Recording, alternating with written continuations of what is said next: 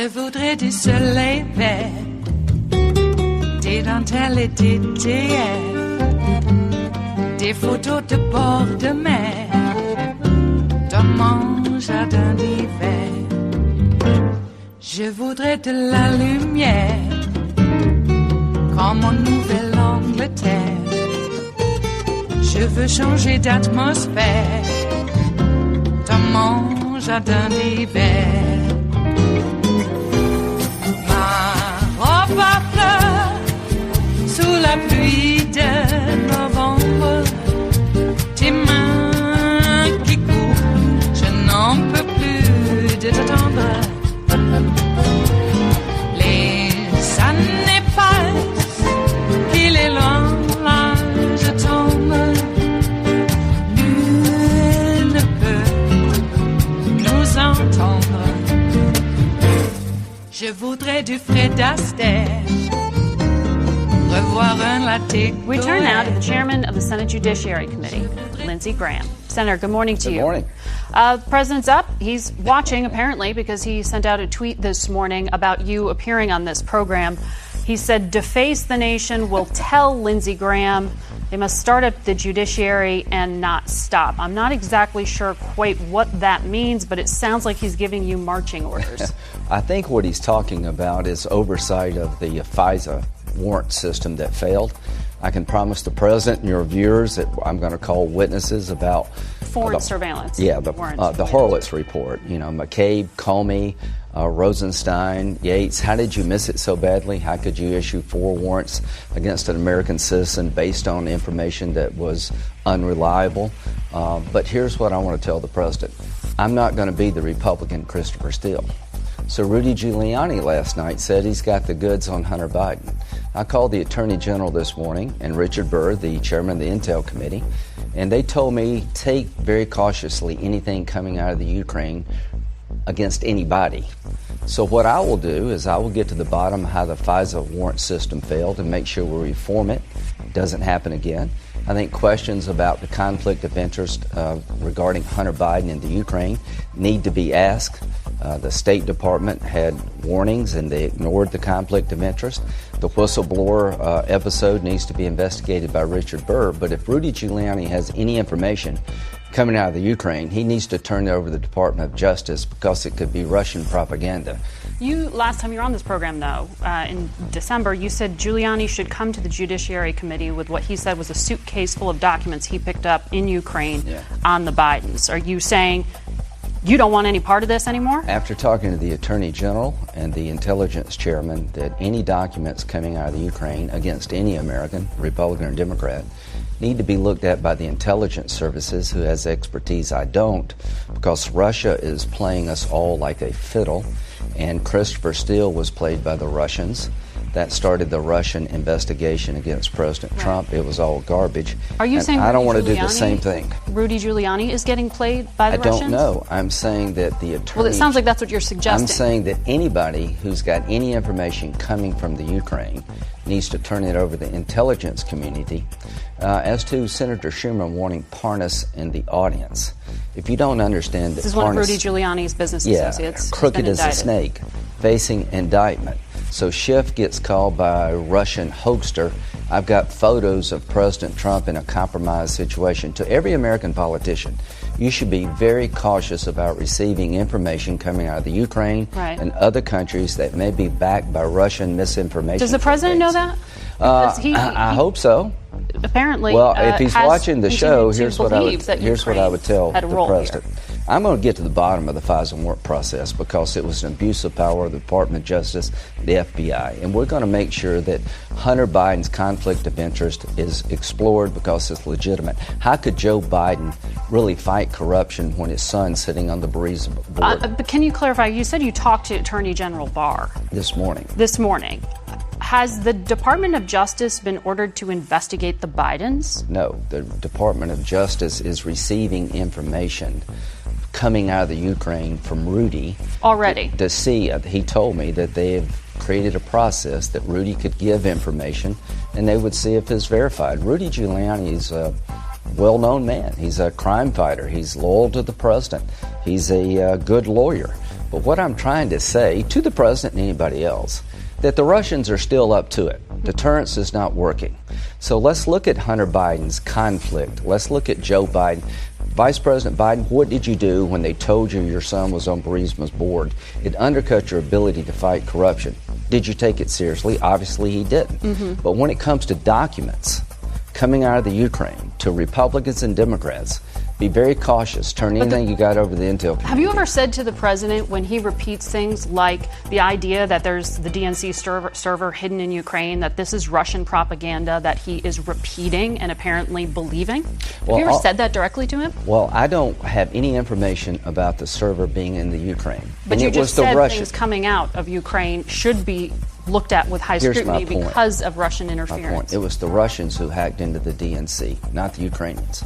But there are people in the Ukraine that were pulling against Trump because they hated Manafort.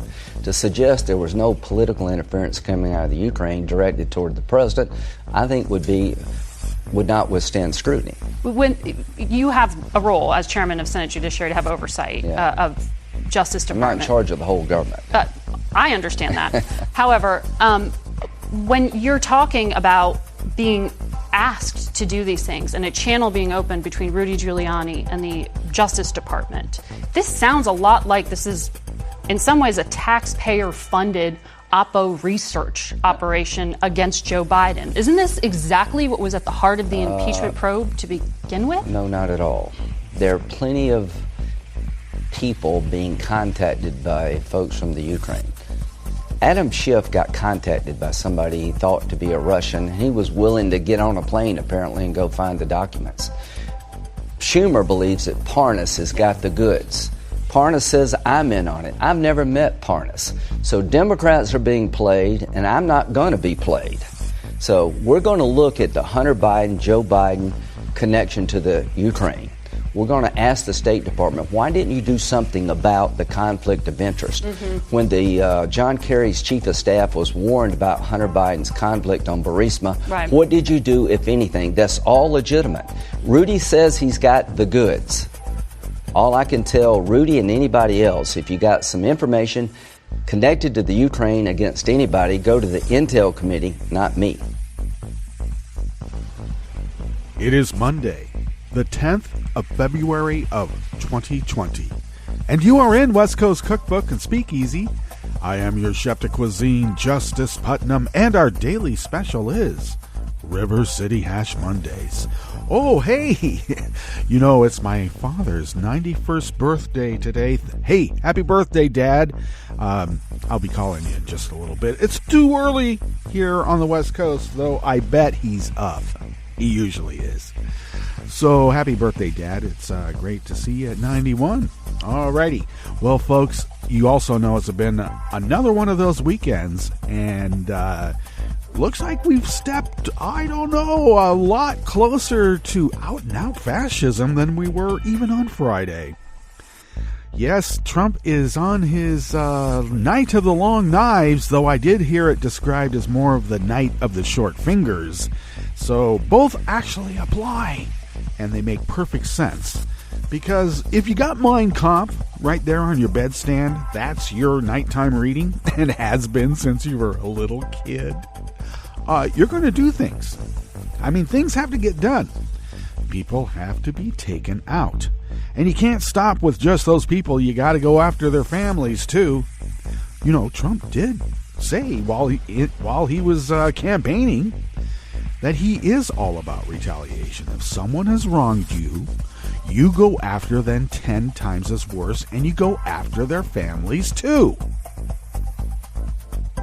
Which is, you know, a little bit different than the code of the mafia from decades past. It sort of changed along the way. You can pretty much tell when it did, too, and why. But we'll get into that at another time. But, you know, Vindman's brother being frog-marched out, too. I've heard that described. I don't know if they were actually frog-marched. But I'm sure they were, you know, taken by the elbow for all to see and marched right out. So Vindman's brother is taken out. Yes, literally, he was taken out that front door. Or maybe it was a side door. Might have been the side door. And since Colonel Vindman had assured his father that here in America he had nothing to worry about. I'm sure they're going to now go after Vindman's dad also. I don't know. Short of throwing him in jail, maybe they'll just cut off his medical benefits. How about Social Security? He's not a real American, is he? No, he's not. He emigrated here from a commie country. You know why they emigrated? Because they were being persecuted as Jews. But that's okay. We'll persecute them here. Why persecute Jews over there when we can persecute them here? Which brings up another dynamic. Antifa is a terrorist organization, but groups like the KKK is not. And why is that? Well, I posted my analyses of why that is on the usual Southern Oregon Facebook community pages.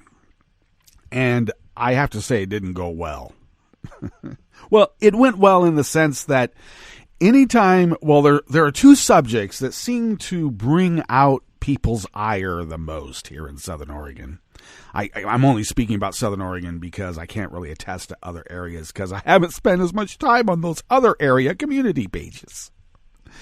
Two subjects that bring out the most massive ire, and that is telling anti-vaxxers that it's okay to get a vaccine. Oh my God, you will be spammed tremendously, and it will not stop. Right to the death threats, too, and even then, you don't know if that's going to stop. Even after they kill you, they're going to kill you again. And the other item that brings out people's massive ire here in Southern Oregon is saying anything untoward about fascism. If you mention fascism in a pejorative term, you will have just a deluge of people saying, Antifa this and Antifa that, and you're just mistaken. Fascism isn't existing. It's not even happening in Europe. Yeah, right. And if you bring up,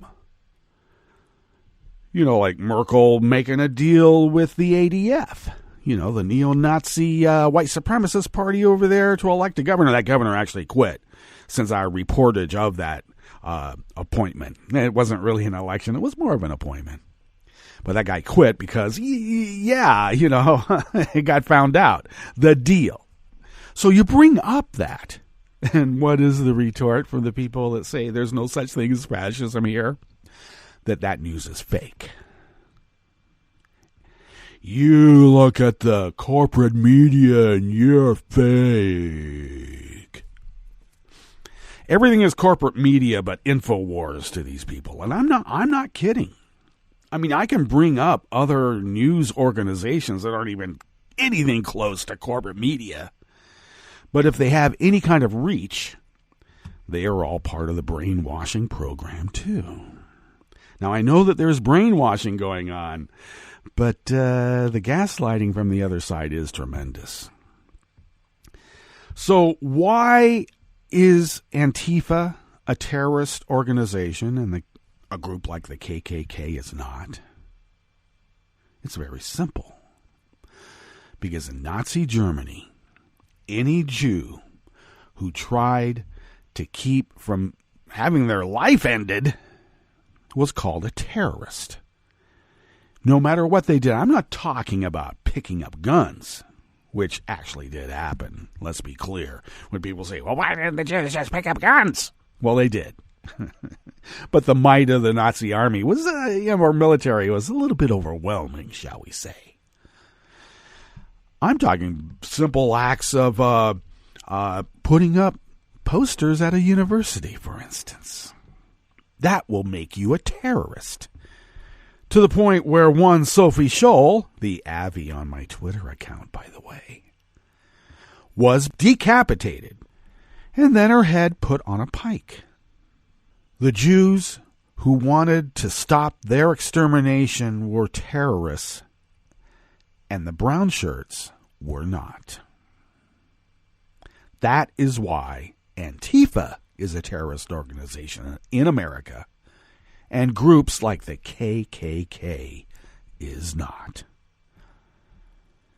And that, my friends, brought out the most vile, atrocious, and voluminous response that I've had on these Southern Oregon Facebook pages yet. So as I mentioned to one of the neo-Nazi apologists, triggered, bro? You sound triggered. Well, that got him a little pissed off too, because you don't trigger a neo-Nazi by telling a neo-Nazi they're triggered, because they get pretty damn triggered. But it was fun to watch anyway, because hey, neo-Nazis, I am very anti-you, and I don't need to put a mask on to tell you that. After all, this is America. Yeah, try it. It might have worked in Nazi Germany.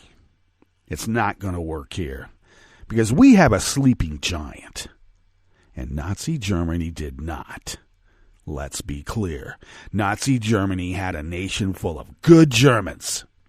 Yes, I know, we have a lot of good Americans too, but the kind of good German that is now the good American is still only the toxic third of the population that tends to vote deplorable. America is a sleeping giant. You wake that sleeping giant at your peril, Donald Trump.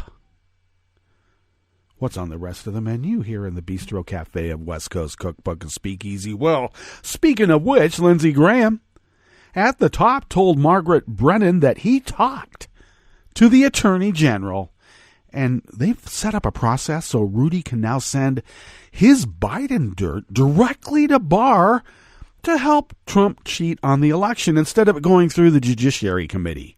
That was kind of slowing things up, apparently. So now we can go directly to Barr, so that way it's a lot easier to cheat on the election. There was a little bit too much of an obstacle to cheat on the election by it going through Lindsey Graham's Judiciary Committee. Well, at least they can make, I suppose the train that destroys America, they're going to make sure that runs on time.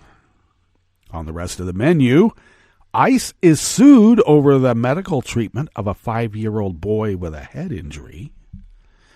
Trump finalized his plans to allow drilling at 2 Utah national monuments. Speaking of which, you can't talk about removing a Confederate anti-American statue, but you can go into Utah and literally blow up sacred burial sites with actual corpses being thrown up in the air with all that dirt? Are you kidding me? Religious liberty? Yeah, the religious liberty of white neo-Nazis to destroy everything about America. Back to the run-up of what we have here in the show. And here's some good news. Barack and Michelle Obama's production company won the feature-length documentary Oscar for American Factory, his first foray. And you saw how long Trump had worked in that medium, and he wanted some recognition, and he never got it. After the break, we moved to the chef's table, where the Philippine government asked its Supreme Court to cancel the franchise of the nation's top broadcaster for highly abusive practices against President Rodrigo Duterte. Sound familiar? Yeah, it's happening here too, real soon, if not already. And for the first time in years, a commercial passenger plane has flown across the Atlantic in less than 5 hours. No holding pattern for that jet. All that and more on West Coast Cookbook and Speakeasy. Bon appetit.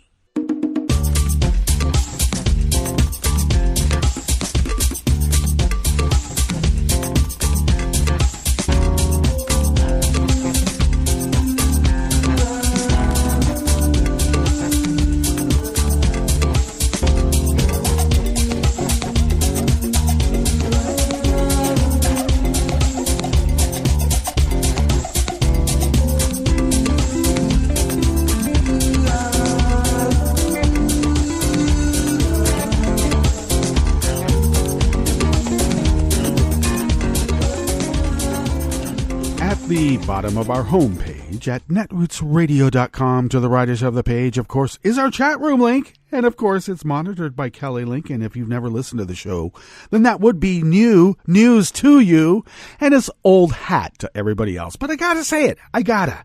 Now, if you would please take a look to the leftish of the page that happens to be at the bottom of our homepage at netrootsradio.com. You will hopefully find our, and it's right there. It's the link to our Patreon page. And all kidding aside, that's where you get to become a recurring Patreon of Netroots Radio, because it is your generosity that has truly allowed us to be the Resistance Radio powerhouse. Yeah, the little engine that could, for all these many years, going on 9 years now. And that's continuous 24/7, 365 Resistance Radio broadcasting because of your generosity. Now, of course, the bulk of what we pull out of our pockets, pushes this little Resistance package ahead. But we would not be able to do it without you. And we thank you truly, sincerely, from the bottom of our hearts for your generosity. Even though, as I mentioned, the bulk of what we pay for here comes out of our wallets, I would not be able to pay these bills without you. So thank you. Alrighty. If you would like to follow Netroots Radio on Twitter, it is so simple. Just go to @Netroots Radio. And thank you, Tom, for taking care of that platform. I take care of @Justice Putnam, and I post the show notes and links diary on Daily Codes about 10 minutes before showtime. And then get that out there on social media in that 10-minute window. It's the scramble period. That's what we call it in the professional world. At least I do. If you would like to follow the show on Twitter, go to @CookbookWest. And the most important part of the spiel, outside of asking for money, is you can find podcasts by way of Spreaker, Stitcher, TuneIn, iHeart, YouTube, iTunes, etc., etc., etc., etc., etc. Boy, all this Latin. Americans have never heard Latin before, etc. Jeez. The gaslighting just never ends. I mentioned the Facebook, the Southern Oregon Facebook page. There's one fellow there. It's totally a LaRouche, too. And he just gaslights over and over and over. And people say, hey, you're a quite accomplished gaslighter there, brother. And he called out constantly, but he just keeps it up. And apparently he's like some sort of business owner there. Well, we'll see what kind of business owner. We'll see. Usually those, well, I wouldn't say that. The MAGA hat Cult 45 types, they're perfectly okay about exposing themselves. There's a lot of people, I have to say, when Obama was president, there were pretty much a lot of like lynch Obama bumper stickers and very few pro-Obama bumper stickers, probably because they didn't want to be lynched. You never know. So I noticed that the Cult 45 bullies have no problem about expressing their political inclinations in the public sphere, and most everybody else hunkers down. And but I think people are fed up. That's why I bring up the metaphor of the sleeping giant. You rouse the sleeping giant, like Hirohito mentioned back in World War II, and you will suffer the consequences. You will. Yeah. All right, let's get into this first offering here in the Bistro Cafe of West Coast Cookbook and Speakeasy, River City Hash Mondays. And it's by Noman Merchant out of the Associated Press. The mother of a 5-year-old Guatemalan boy sued U.S. Immigration and Customs Enforcement over the medical care he has received in detention for a head injury suffered before the family was arrested. They knew he had a head injury before they arrested this family. The lawsuit, filed late on Friday in California, asks a judge to order the child to be taken to a pediatric neurologist or a pediatric neurosurgeon. It also seeks to prevent ICE from trying to immediately deport the family. Remember when Trump tried to deport all those I mean, kids and people who have been here for 20 years for medical studies, and their whole stay has been funded by these medical research facilities, and Trump wanted to deport them back to countries where they would not have that medical care anymore and they would die. And why did he do it? Because they were brown and black people. He doesn't like what he would call cripples in our society because that goes against his master race plan. So taking care of a little kid with a head injury that he had before he came here, that's not our problem, lady. Go back to Guatemala. Fix him there.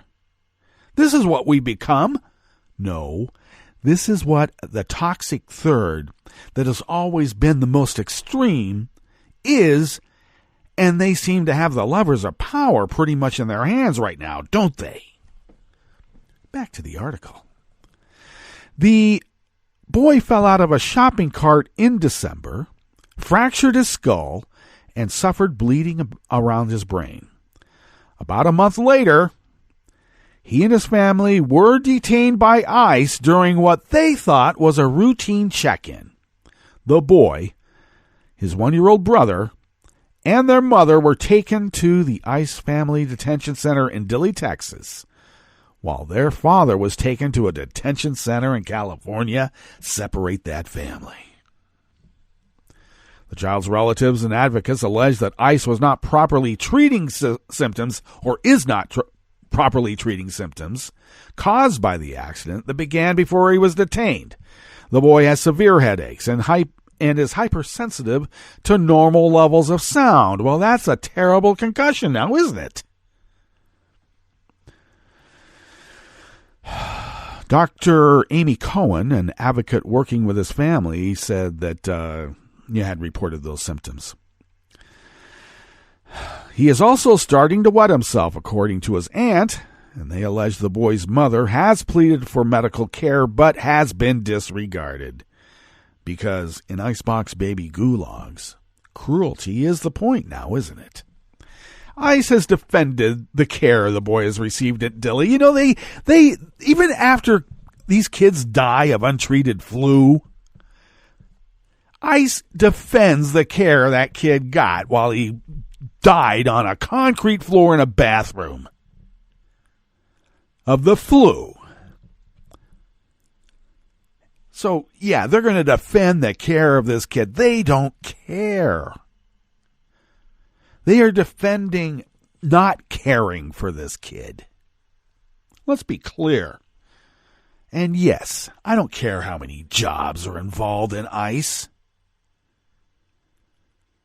Were the Gestapo able to maintain their organization after World War II? I know. They just moved to America and started the CIA.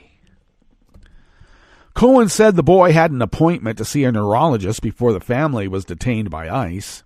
The symptoms his family reported began before the detention and could be caused by a head injury, do you think?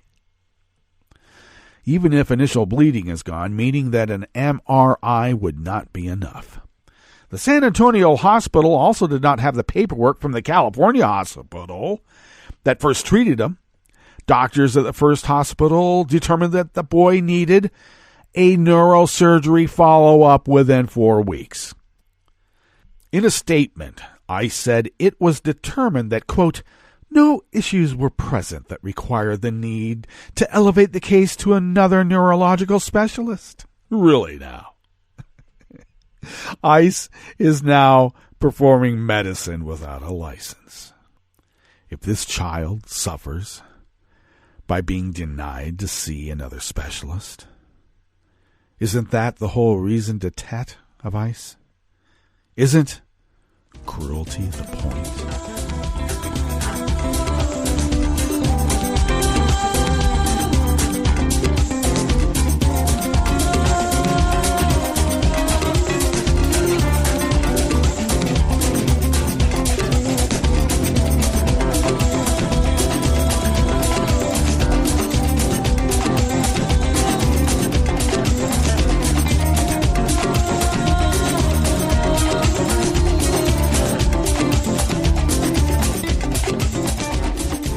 Anonymous worker bees at the Associated Press bring us this next offering here in the Bistro Cafe at West Coast Cookbook and Speakeasy River City Hash Mondays.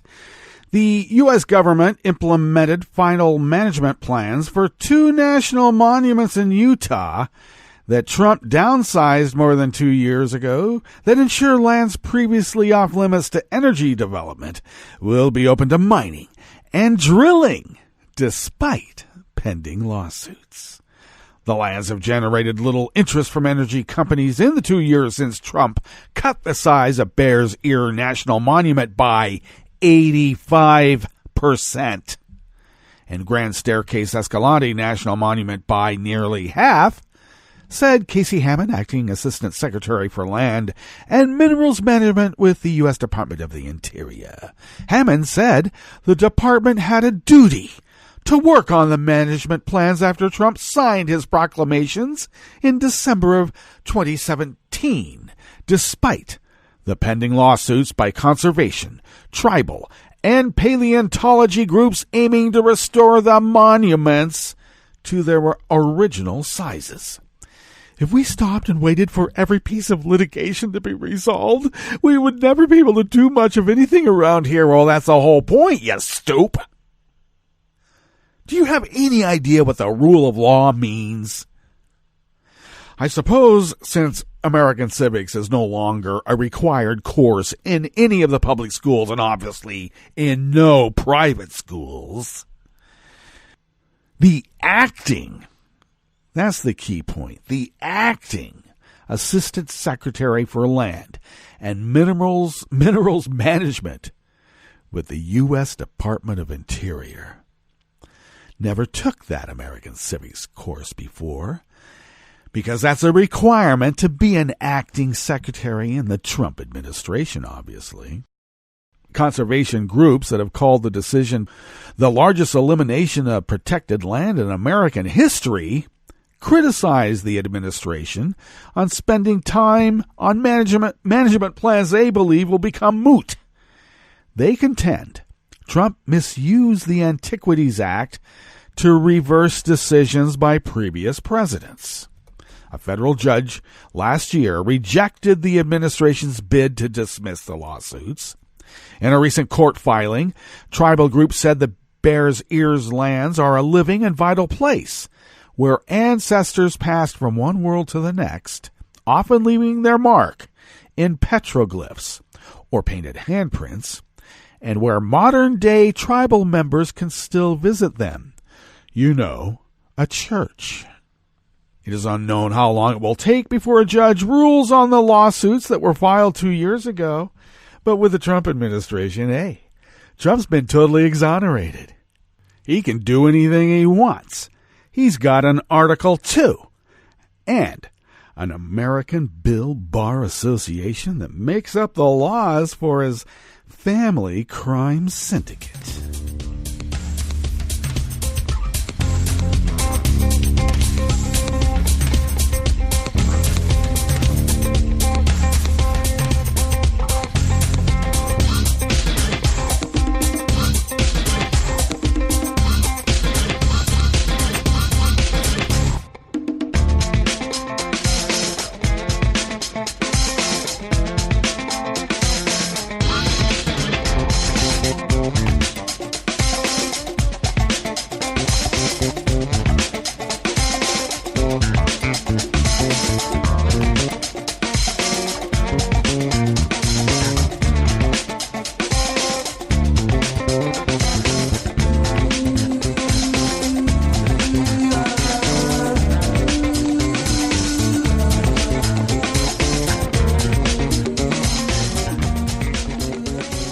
Kennedy of the Associated Press brings us this final offering here in the Bistro Cafe of West Coast Cookbook and Speakeasy.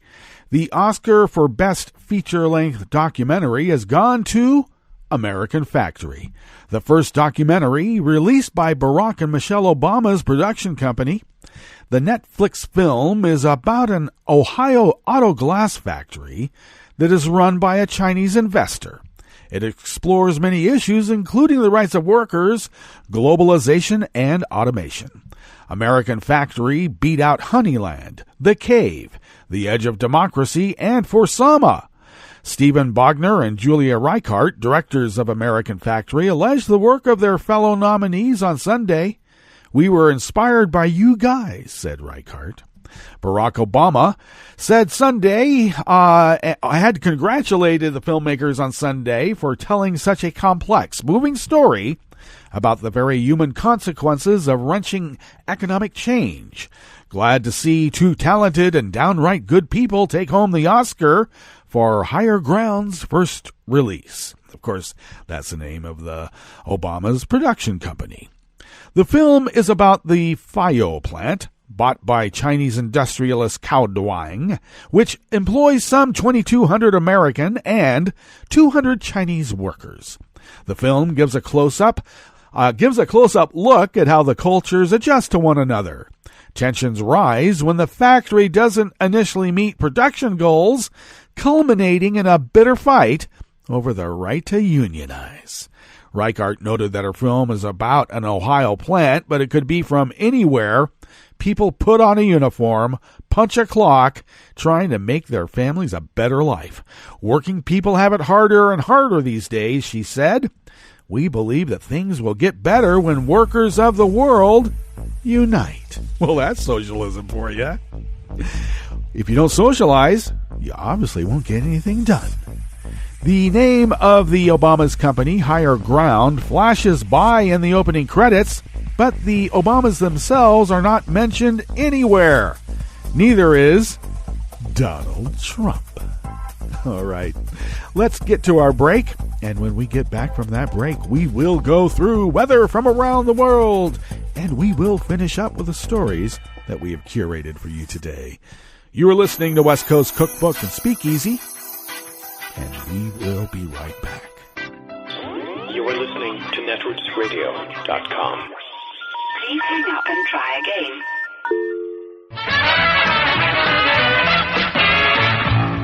From a point at sea to the circles of your mind, a new force is at work for planetary transformation.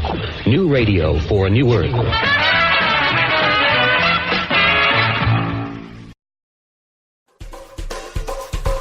This is Scientific American 60-Second Science. I'm Aline Augenbraun. It came to our attention a few years ago that there were fraudulent whiskies on the market. Gordon Cook of the Scottish University's Environmental Research Centre. Scotch whisky is Scotland's product, and we felt that being a radiocarbon laboratory in Scotland, we should take a lead on this. Scotch whisky is made from barley, which absorbs carbon dioxide from the air as it grows.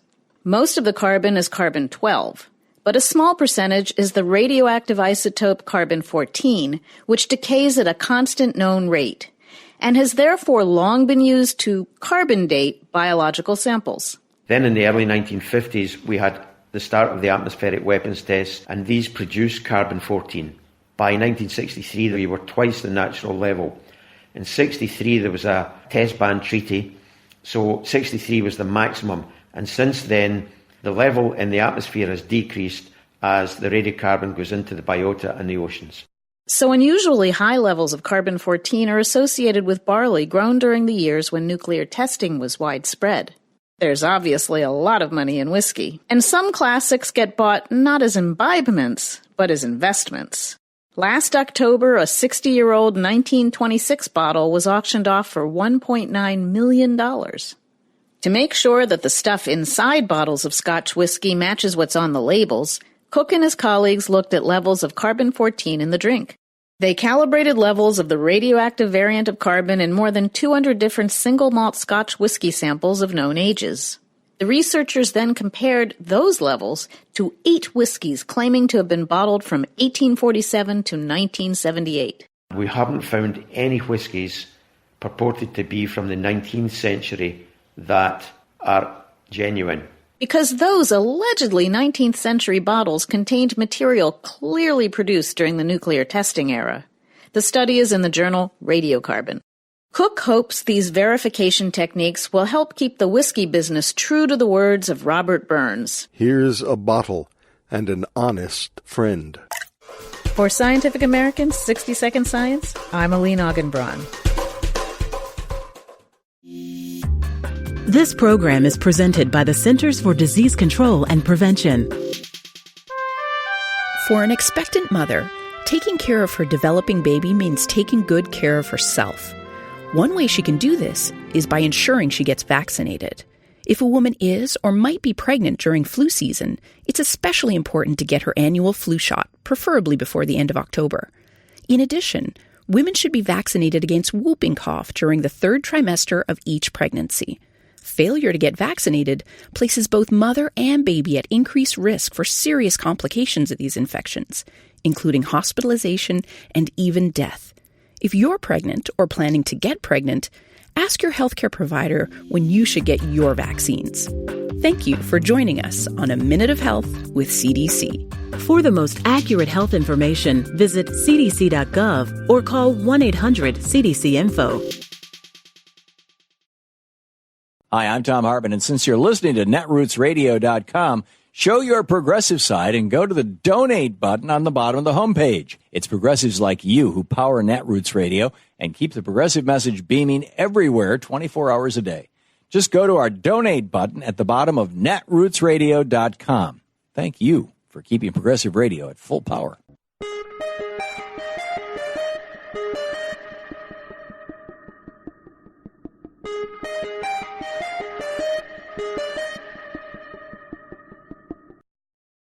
Can it really be a federal crime to save people who otherwise will die of dehydration and exposure? I'm Bill Newman, and this is the Civil Liberties Minute. The United States government insisted that the answer is yes when it prosecuted individuals in Arizona who belonged to the Unitarian Universalist Church and its humanitarian aid organization ministry, No More Deaths, No Mas Muertes. The members of No More Deaths leave supplies, food, water, and medicine in the Cabeza Prieta National Wildlife Refuge, which borders Mexico, along footpaths used by persons entering the United States without legal permission. It's one of the most extreme environments in North America and has no safe drinking water. According to the Pima County Medical Examiner, 2,816 sets of, quote, undocumented border crosser remains, end quote, were recovered in Arizona between 2000 and 2017. The defendants claim protection from prosecution under the Federal Religious Freedom Restoration Act. And on January 31st, the Federal District Court in Arizona found that their religious beliefs were sincere and that prosecuting them by the government was not necessary to achieve the government's legitimate goals. The court rejected the government's final justification that more deaths could mean fewer crossings as gruesome logic, totally speculative, and unsupported by evidence. The court then dismissed the criminal charges of driving and being and leaving water in the refuge in a victory for conscience and religious freedom in America. The Civil Liberties Minute is made possible by the ACLU because freedom can't protect itself. I'm Rick Smith, and this is Labor History in 2. On this day in labor history, the year was 1971. That was the day that's known in Great Britain as the Battle of Saltley Gate. 30,000 Birmingham engineers had walked out in solidarity with a strike held by the National Union of Mine Workers. The miners were taking a stand against austerity pay. The Saltley Coking Works had become the epicenter in the national labor struggle. During the labor dispute, the miners' union and the government had agreed that coal would only go to priority customers like hospitals. But Saltley defied the agreement and kept their gates open. A long line of trucks formed to enter the depot. The workers knew that if Saltley continued to operate, it would undermine their strike. The call went out for a mass action to close the gates. Between 10 and 15,000 working people answered the call. The Evening Mail described the scene with a front-page story, writing, "Below trade union banners, a sea of faces stretched for as far as the eye could see. And there was a great roar as the gates shut for the first time since picketing began last week." Faced with such a crowd, security workers from the depot were forced to close the gate. The crowd erupted with a cheer. Arthur Scarhill, president of the Miners' Union, climbed onto a roof to address the crowd, declaring, "If working people are united, they can achieve anything." The victory was a turning point. A little over a week later, the government had agreed to a pay raise for the miners. A solid wall are we. Close the gates, close the gates. Our strength is unity. Close the gates. marched across the years through hunger, drought and fears. We are the engineers. Close the gates, close the gates. Like what you hear? Check out more at laborhistoryin2.com. This is Solidarity News on Radio Labour. This is a Radio Labour report recorded on Monday, February 10th, 2020. I'm Mark Boulanger. The labor movement in the United States is demanding that the right of workers to join unions be protected. Unions represent about 10% of the country's workforce, compared to 20% 40 years ago. That decline is often cited by right-wing politicians as saying that American workers do not want to join unions. But that's not true. More than 60 million workers in the United States say they want to join a union. The problem is that politicians and employers have fought down union drives in every way possible. The answer, according to the AFL-CIO, is the passage of a proposed piece of legislation called the Protecting the Right to Organize Act, known as the PRO Act. The AFL-CIO is the largest labor federation in the United States. Its president, Richard Trumka, spoke about the PRO Act at a recent conference. In more than 40% of all union organizing drives, employers simply break the law. They lie, they coerce, in some cases they fire union supporters. Workers are forced to attend mandatory meetings with one item on the agenda, and that's to make people afraid to exercise our right to form a union. And these messages of fear and intimidation are coming from the very people who control our paychecks, who control how much time we can spend with our family, and control whether we'll have a job in 6 months or a year down the road. Now, that's how you end up with an economy where more than 60 million people say they would vote to join a union today, but only 1 in 10 actually have one. Workers want in, and is it any wonder why? Simply put, workers in unions bargain for higher wages, are much more likely to have health care and pensions. The union advantage is even greater for people of color. Unionized workers have a real say in critical workplace issues like time off to care for a loved one, to the development of technology, and protection from discrimination. Now, the National Labor Relations Act, passed in 1935, was a beacon of the New Deal. It ushered in a new era where workers organizing to win could win for equality, to get our share of the American dream. And that wave of worker voice changed the direction of America. When workers started getting unions, America changed, and we built the greatest middle class that the world has ever seen.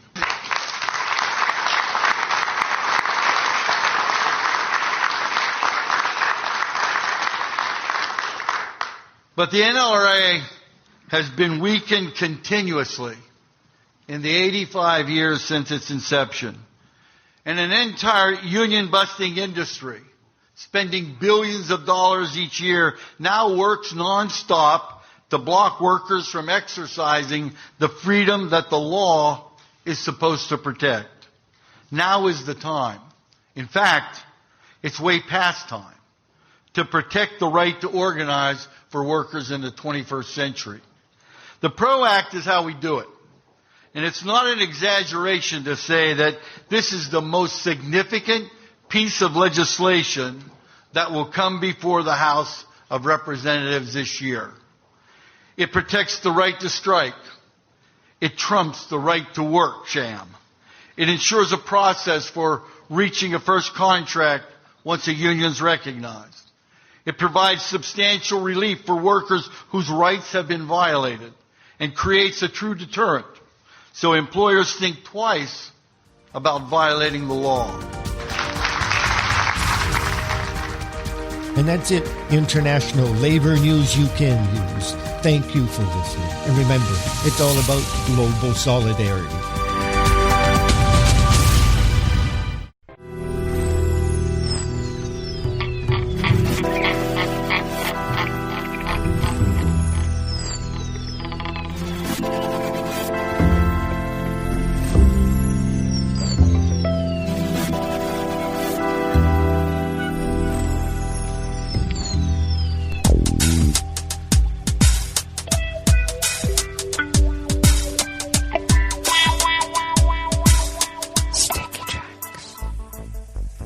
Thank you for accompanying us here to the Chef's Table at West Coast Cookbook and Speakeasy, River City Hash Mondays. We always begin, weather from around the world, along the banks of the Rogue River in the Rogue River Valley of Southern Oregon on the west coast of the continental United States of America, where it is currently 29 degrees Fahrenheit. Partly cloudy conditions, expected to be a little warmer today than yesterday, about, maybe 55 to 57. I actually think it's going to be cooler than that, but that's just me. Winds are light and variable and will remain so for the next several days. Overnight lows are only expected in the mid to low 30s tonight, with daytime highs tomorrow bumping around 60. And we will have that kind of weather until Thursday. And then it looks like we might have a giant storm bringing massive, copious amounts of water falling from the sky. About a quarter of an inch for each day starting on Thursday through the middle of next week, and maybe longer or shorter, but it looks like a pretty good storm coming in, and I say we need it. Okay, pollen is rated at none. The air quality index is in the good range at 20 parts per million. The daytime UV index is low at 2. Barometric pressure is holding steady at 30.36 inches right now. Looks like it may be dropping in a bit. Visibility is down to 6 miles, and relative humidity is at 84%. Weather from around the world is brought to you by people's personal weather stations that they purchased. These people planted these purchased personal weather stations somewhere on their property, and these people positively live around the world. Some people have their P-tapes. I have mine. London is 49 degrees and partly cloudy. Paris is 52 with rain. Rome is 57 and cloudy. Kyiv is 40 degrees with cloudy wind. Or is that windy clouds? I don't know. We'll have to find out what it is for real tomorrow. Kabul is 32 with a wintry mix. Hong Kong is 60 degrees and cloudy. Tokyo is 40 degrees and clear. Sydney, Australia is 71 and mostly cloudy.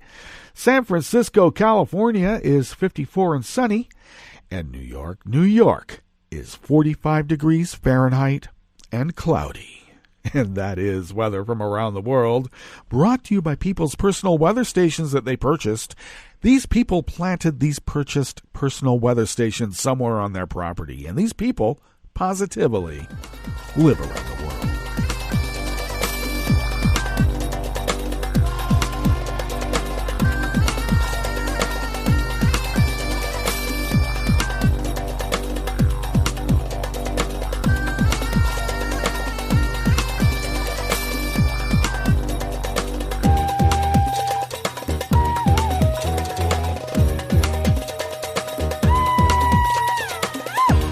Karen Lema and Neil Jerome Morales of Reuters bring us this first amuse-bouche here at the Chef's Table at West Coast Cookbook and Speakeasy. The Philippine government urged its Supreme Court to cancel the franchises of the country's top broadcaster ABS-CBN Corp., a move slammed by opposition lawmakers and activists as an attack designed to intimidate independent media. The government said the 66-year-old entertainment and media conglomerate, which drew the ire of Duterte during his 2016 election campaign, had violated ownership laws and was involved in highly abusive practices. They criticized Duterte, and that's highly abusive to such a brittle, fragile snowflake as Rodrigo. Duterte's opponents said the complaint was timed to deny Congress the chance to renew the franchise of ABS-CBN, which employs nearly 7,000 people and engages hundreds of celebrities in radio, television, and online content. Solicitor General and staunch Duterte loyalist Jose Calida said ABS and CBN had for too long shown greed and abuse of what was a privileged franchise. How dare you criticize Rodrigo? We want to put an end to what we discovered to be highly abusive practices of ABS-CBN, benefiting a few greedy types at the expense of millions of its loyal subscribers. ABS-CBN denied that and said the complaint appeared to be an effort to shut down ABS-CBN to the serious prejudice of millions of Filipinos, the network said. Duterte has threatened for 3 years to torpedo the franchise renewal, which Duterte accuses of refusing to air his campaign commercials because it's really just a bunch of propaganda, and dear leader wants to get his propaganda out. And ABS-CBN said, no, we'll have a semblance of some sort of independent media. Congressman Edsel Lagman said the complaint was maliciously timed, while Representative Rufus Rodriguez called it an encroachment on Congress's turf. Now, presidential spokesman Salvador Panello said Duterte personally had nothing to do with the complaint, and in criticizing ABS-CBN and trying to run them out of business, he was just exercising his right to free speech.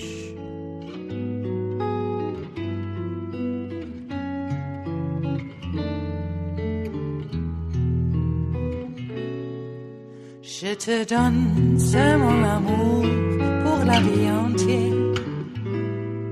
La promesse de me trouver à tes genoux. Aussitôt que tu m'appelles, rester toujours fidèle. C'est tout, c'est tout. Je te donne tous mes printemps, mes étés de mer, mes automnes quand les feuilles tombent partout. Si ce n'est pas une bonne affaire, je te donne tous mes hivers. Anonymous worker bees at the Associated Press bring us this final amuse-bouche here at the chef's table at West Coast Cookbook and Speakeasy. For the first time in years, a commercial passenger plane has flown across the Atlantic in less than 5 hours. A British Airways flight landed early Sunday morning yesterday at Heathrow Airport in London after leaving JFK International in New York just 4 hours and 56 minutes earlier. That set a new speed record for subsonic commercial aircraft to fly between the two cities. The previous record was held by a Norwegian air flight, which flew between the two cities with a flight time of 5 hours and 13 minutes. The wind and air currents were ideal for a fast flight. In winter, the jet stream dips down a bit. It's a kind of a perfect spot for flights across the North Atlantic to take advantage of it. British Airways just narrowly beat out a Virgin Atlantic flight, which arrived in London at about the same time, but 1 minute slower. Well, that brings us to the end of our broadcast period for the day. Hey, British Airways! And we'll meet up tomorrow for Tarrytown Chowder Tuesdays. So do stay tuned to Netroots Radio all day and all night for all the breaking news as it breaks. And we'll meet up here tomorrow, right here in West Coast Cookbook and Speakeasy. Bon appetit.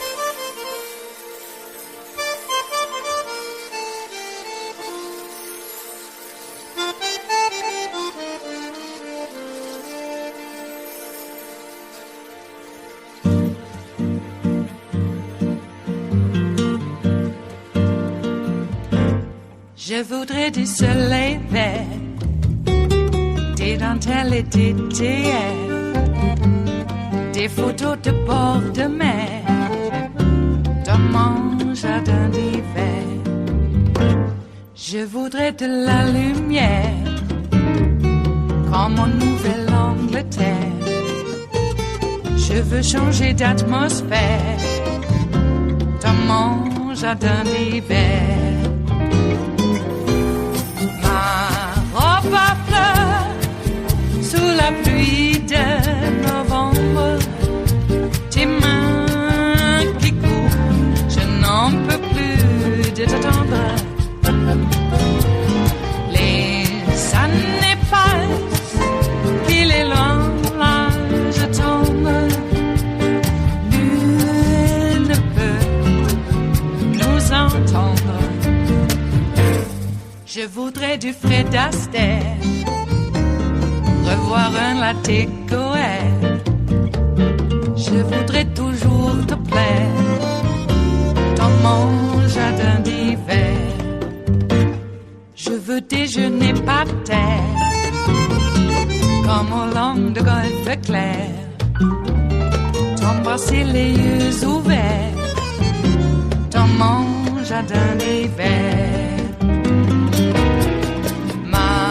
Robe à fleurs, sous la pluie de novembre, tes mains qui courent, je n'en peux plus de t'attendre. Les années passent, il est loin, là je tombe. Nul ne peut nous entendre. Ba-da-da-dum-di-da-dum. Ba-da-da-dum-di-da-dum. Ba-da-da-dum-di-da-dum. Dans mon jardin d'hiver. Ba-da-da-dum-di-da-dum. Ba-da-da-dum-di-da-dum.